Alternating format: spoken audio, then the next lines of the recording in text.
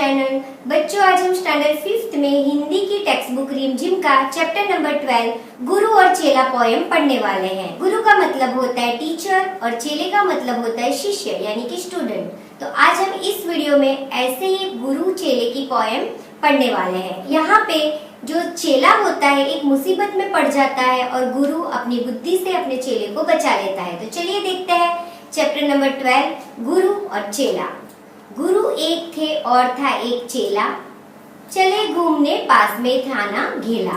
यानी यहाँ पे क्या कहा गया है, एक था गुरु और एक था चेला, यानी एक गुरुजी थे और एक चेला था। चले घूमने, गुरु और चेला दोनों घूमने निकलते हैं और उनके पास बिल्कुल भी घेला नहीं था। घेला का मतलब होता है पैसे नहीं थे। चले चलते चलते मिली एक नगरी, चमाचम थी सड़कें चमाचम थी डगरी। यहाँ पे कहा गया है कि चलते चलते वो एक नगर में पहुंच जाते हैं। नगर कैसा होता है, जैसे कोई गांव जैसा भी नहीं हो और शहर जैसा भी नहीं हो, वैसे एक छोटा सा टाउन हो, वो नगर में चले जाते हैं।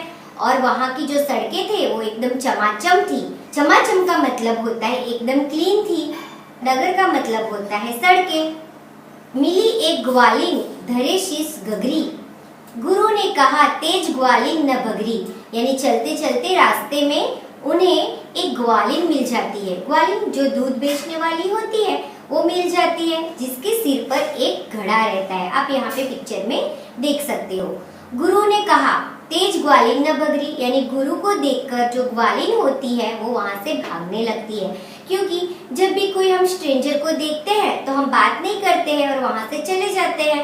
तो ये जो नगर में एक ग्वालिन होती है वो भी गुरु और चेले को देखकर वहाँ से भागने लगती है।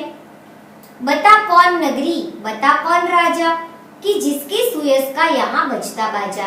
यानी जो गुरुजी थे वो ग्वालिन को रोक कर बोलते हैं कि ओ ग्वालिन, यहाँ से मत भागो, मुझे बताओ कि ये कौन सी नगरी है और यहाँ का राजा कौन है।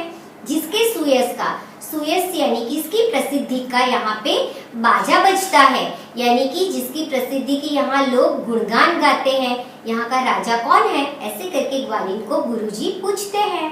कहा बढ़ के ग्वालिन ने महाराज पंडित, पधारे भले हो यहाँ आज पंडित। ग्वालिन गुरुजी से बोलती है कि आप महाराज हो, भले ही आप यहाँ हमारे नगर में पधारे हो, ये हमारी खुशकिस्मती है कि आप हमारे नगर में पधारे।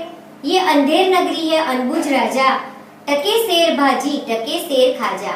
यानी ग्वालिन गुरुजी से कहती है कि ये अंधेर नगरी है। अंधेर नगरी का मतलब होता है कि यहाँ पे कोई भी नीति नियम का पालन नहीं होता और यहाँ का राजा जो है वो अनबुझ राजा है, यानी मूर्ख राजा है, बुद्धू राजा है। और यहाँ पे हर चीज का दाम क्या है, टके शेर। टके का मतलब होता है कि आधा आना। आपको तरकारी खरीदनी है तो भी उसके आधे आना लगेगा, और आपको खाजा यानी मिठाई खरीदनी है या खाने पीने की चीजें खरीदनी है तो उसका भी दाम क्या है, आधे आना। यानी कि यहाँ अंधेर नगरी है और अनबुझ राजा है, मूर्ख राजा है। यहाँ पे कोई भी नीति नियम का पालन नहीं होता है, हर चीज यहाँ पे टके आना ही बिकती है।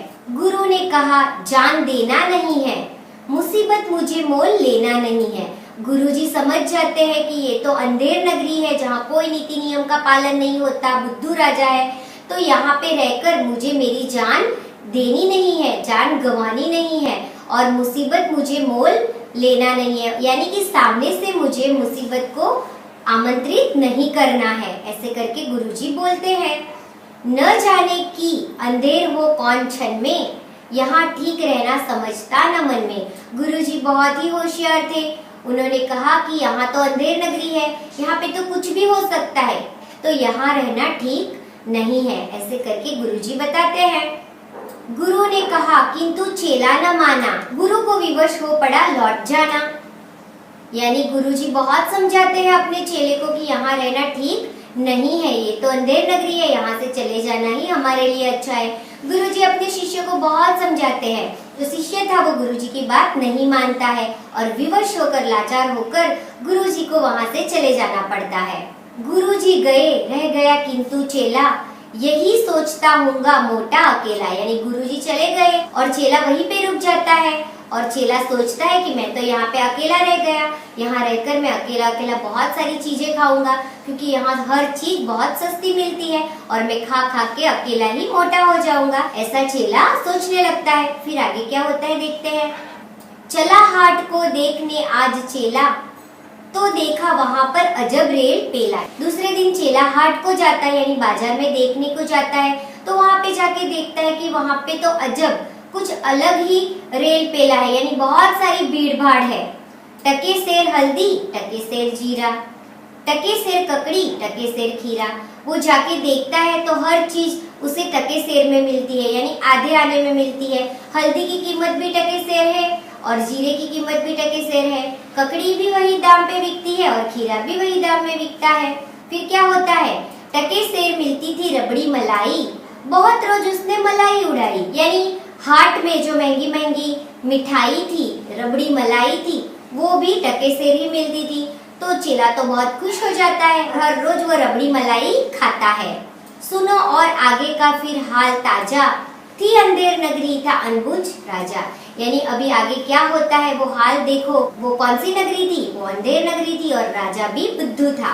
फिर क्या होता है, एक दिन बहुत बारिश होती है, बरसता था पानी, चमकती थी बिजली, थी बरसात आई, दमकती थी बिजली, गरजते थे बादल, चमकती थी बिजली, थी बरसात गहरी, दमकती थी बिजली। यानी एक दिन बहुत बारिश हुई, बहुत बादल गरजे, बहुत बिजली चमकी और बहुत तेज बरसात हुई।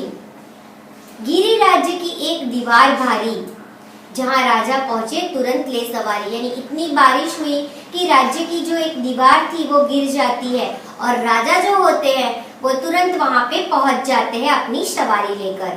झपट संतरी को डपट कर बुलाया, गिरी क्यों यह दीवार, किसने गिराया। जहाँ दीवार गिरी थी वहाँ राजा पहुंचते हैं और संतरी, संतरी यानी कि सिपाही को बुलाते हैं। जो पहरा देने वाले सिपाही होते हैं उनको राजा बुलाते हैं और डांट लगाते हैं और पूछते हैं कि ये दीवार कैसे टूट गई।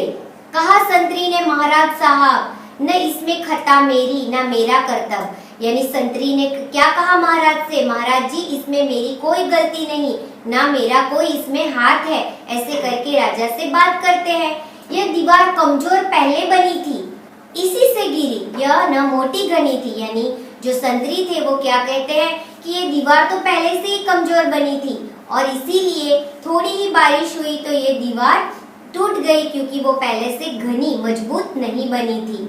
फिर क्या होता है, खता कारीगर की महाराज साहब, न इसमें खता मेरी या मेरा कर्तव्य। यानी जो संतरी थे वो अपने ऊपर गलती नहीं लेते हैं और अपनी गलती दूसरे के सिर पर मत देते हैं। यानी बताते हैं कि ये गलती तो कारीगर की है महाराज साहब, इसमें मेरा कोई हाथ नहीं है। बुलाया गया कारीगर झट वहाँ पर, बिठाया गया कारीगर झट वहाँ पर। यानी कि राजा तो अनबुझ थे, उनको जो भी कोई बोले वो कर देते थे। यानी फिर कारीगर को बुलाया जाता है और तुरंत कारीगर वहाँ पे आ जाता है।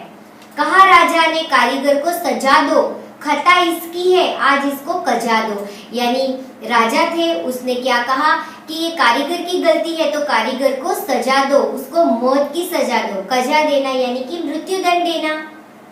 कहा कारीगर ने जरा की न देरी, महाराज इसमें खता कुछ न मेरी। जो कारीगर था उसने भी कहा कि महाराज जी इसमें मेरी कोई गलती नहीं है, यह भिस्ती की गलती, यह उसकी शरारत, किया गारा गीला उसी की यह गफलत। कारीगर को बुलाया जाता है तो कारीगर भी अपनी गलती भिस्ती के सर डाल देता है और बोलता है कि ये तो भिस्ती की गलती है, क्योंकि उसने जो गारा बनाया वो ज्यादा गीला कर दिया, जिसकी वजह से ये दीवार टूट गई।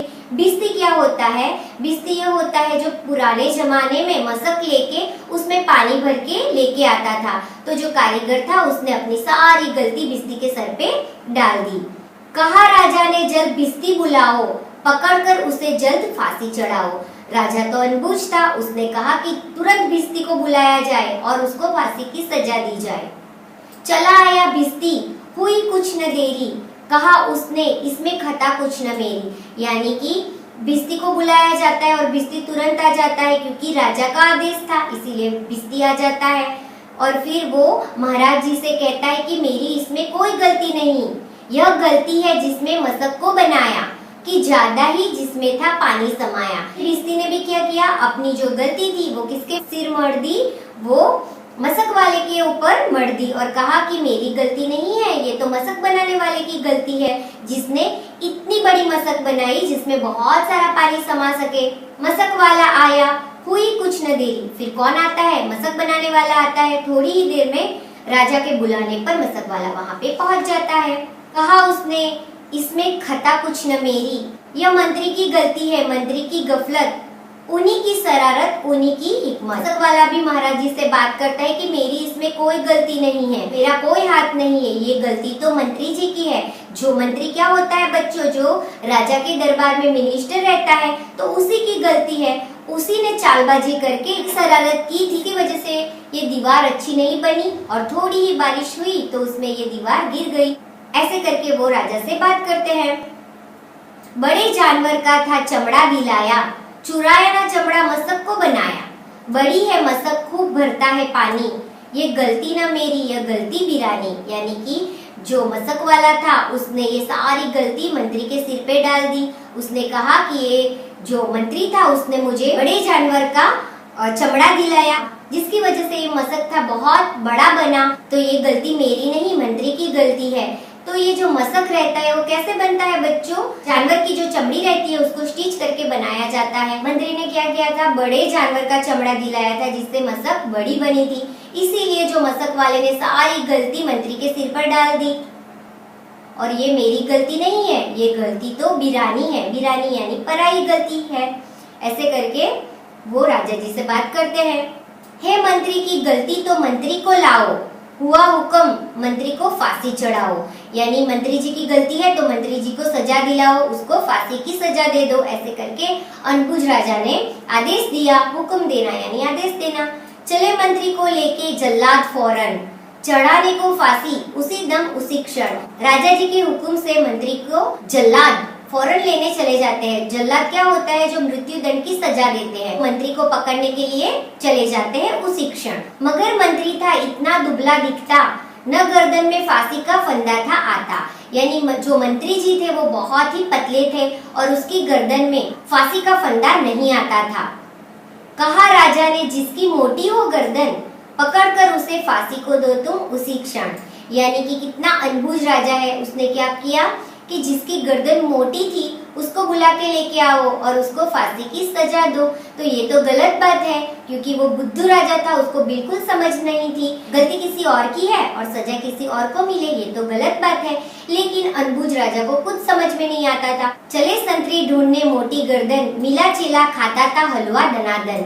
यानी ये संतरी जी थे, सिपाही थे, वो मोटी गर्दन वाले व्यक्ति को ढूंढने निकल जाते हैं और रास्ते में उन्हें कौन मिलता है, ये मोटा जो था वो शिष्य पहले पतला था, लेकिन रबड़ी मलाई खा खा के वो बहुत मोटा हो गया था, तो वो मिल जाता है।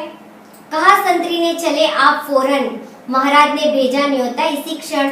यानी संतरी जी ने क्या कहा चेले से, आपको न्योता दिया है, महाराज ने आपको तुरंत बुलाया है इसी क्षण। बहुत मन में खुश हो चला आज चेला, कहा आज न्योता छपूंगा अकेला। यानी कि जो चेला था वो बहुत खुश हो गया था कि आज तो महाराज जी ने आदेश दिया है मुझे, महाराज जी ने न्योता दिया है, तो आज तो अच्छे अच्छे पकवान मुझे खाने को मिलेंगे और मैं अकेला खाऊंगा। ऐसे करके वो बहुत खुश हो जाता है। मगर आके पहुंचा तो देखा झमेला, वहाँ तो जुड़ा था अजब एक मेला। महाराज जी ने आदेश दिया था तो चेला वहाँ पे जाके देखता है तो वहाँ तो कुछ अजब ही झमेला था, यानी मुसीबत थी।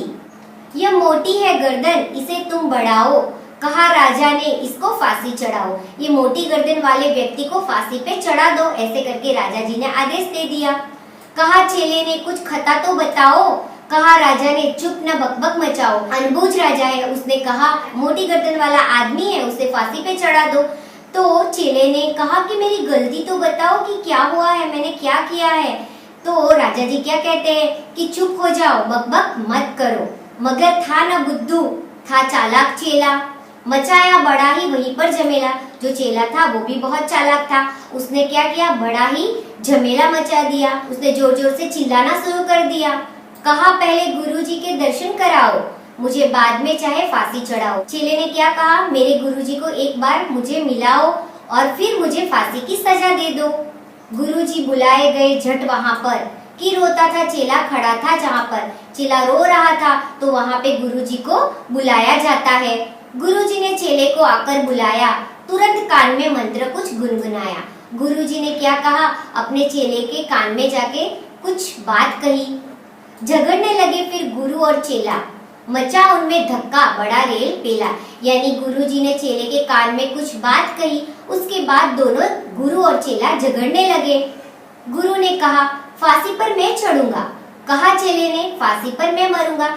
गुरु और चेला आपस में लड़ने लगे कि फांसी पर मैं चढ़ूंगा। गुरु ने कहा फांसी पर मैं चढ़ूंगा, शिष्य ने कहा फांसी पर मैं चढ़ूंगा। दोनों आपस में लड़ने लगे। हटाए ना हट्टे अड़े ऐसे दोनों, छुड़ाए न छुट्टे लड़े ऐसे दोनों। दोनों आपस में लड़ने लगे, जिद करने लगे कि फांसी पर मैं चढ़ूंगा, फांसी पर मैं चढ़ूंगा। सब लोग उन्हें छुड़ाने के लिए आते थे, लेकिन वो लोग तो अपनी बात पर अड़े रहे। बड़े राजा फौरन कहा बात क्या है। गुरु ने बताया करामात क्या है। यानी वहाँ पे राजा आते हैं और राजा बोलते हैं कि ये दोनों फांसी पर चढ़ने से क्यों लड़ रहे हैं। चढ़ेगा जो फांसी महरुत है ऐसी, न ऐसी महरुत बनी बढ़िया जैसी। यानी गुरुजी बहुत चालाक थे, उन्होंने अनबुझ राजा को कहा आज जो फांसी चढ़ेगा उसके लिए बहुत ही अच्छा समय है। ऐसे करके गुरुजी ने राजा को बताया। वह राजा नहीं चक्रवर्ती बनेगा, यह संसार का छत्र उस पर तनेगा। यानी गुरुजी ने राजा से कहा कि आज जो फांसी चढ़ेगा वो चक्रवर्ती बनेगा। चक्रवर्ती का मतलब होता है पूरी पृथ्वी का राजा बनेगा और उसके सिर पर एक छाता बनेगा, यानी उसका नाम देश विदेश में बनेगा। कहा राजा ने बात सच गर यही, गुरु का कथन झूठ होता नहीं है। कहा राजा ने फांसी पर मैं चढ़ूंगा, इसी दम फांसी पर मैं ही टंगूंगा। राजा ने कहा कि ऐसी बात है तो फांसी पर मैं चढ़ूंगा, क्योंकि गुरुजी की बात कभी भी झूठ नहीं होती है। ऐसा है तो मैं फांसी पर चढ़ जाऊंगा। ऐसे करके राजा ने गुरुजी से कहा। चढ़ा फांसी राजा बजा खूब बाजा, प्रजा खुश हुई जब मरा मूर्ख राजा। यानी फांसी पर ऐसे करके राजा खुद टंग जाते हैं, तो ऐसे अनबुझ राजा से मुक्ति मिल जाती है प्रजा को। तो सब जगह पे ढोल नगारे बजाकर सब प्रजा बहुत खुश हो जाती है, क्योंकि ऐसा अनबुझ मूर्ख राजा फांसी पर चढ़ गया। बजा खूब घर घर बधाई का बाजा, थी अंधेर नगरी था अनबुझ राजा। जो सारी प्रजा थी वो घर घर जाके सबको बधाई देने लगी, क्योंकि अंधेर नगरी था, कोई नीति नियम नहीं थे, हर जो चीज एक ही दाम में बिकती थी वो सारे नीति नियम का पालन अब प्रजा को नहीं करना पड़ेगा। और अनबुझ राजा से प्रजा को मुक्ति मिल गई, इसीलिए वो सारे ढोल नगारे लेकर सब नाचने गाने लगते हैं। तो बच्चों ये जो पोएम है उसको लिखा है सोहनलाल द्विवेदी ने। तो बच्चों ये पोएम से हमें क्या सीख मिलती है। ये पोएम से हमें ये सीख मिलती है कि हमें कभी भी लालच नहीं करना चाहिए, और जो हमारे टीचर्स है, हमारे पेरेंट्स है, हमारे बड़े हैं, उनको हमारे से ज्यादा एक्सपीरियंस है तो हमें उनकी बात माननी चाहिए। और लालच में आके कभी भी ऐसा काम नहीं करना चाहिए कि बाद में हमें पछताना पड़े। हमें हमारे दिमाग से भी काम करना चाहिए। तो बच्चों आशा करती हूँ कि आपको ये पोएम समझ में आई होगी। तो इसके क्वेश्चन आंसर हम नेक्स्ट वीडियो में देखेंगे। अगर आपको वीडियो पसंद आया तो वीडियो को लाइक कीजिए और ऐसे ही वीडियो देखने के लिए हमारे चैनल को सब्सक्राइब कीजिए। Thank you.